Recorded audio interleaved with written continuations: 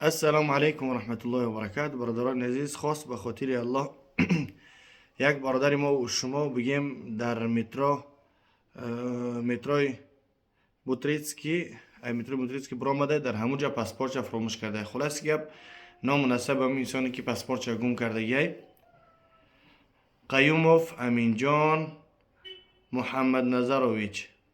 خلاص گپ سال تولدش 01/08/2001. المهم که پاسپورت گم کرده. برادران عزیز، کدامی که این پاسپورت هم برادر یافت، مکافاتش انشالله که یک گوسپند میباشه. در پلی یک گوسپند پاسپورت دیگه هم بگیره برادر، میگه کسی که بیاشه پاسپورت میشه. خلاص گپ صورت پاسپورت مونده نمیتونن، صورت هم برادر میمونن در اینجا، یا کم خیلی ببینینش. خلاص گپ برادر نیم برادرای خاص صورت میمونن. خلاص گپ در اینجا ببینین.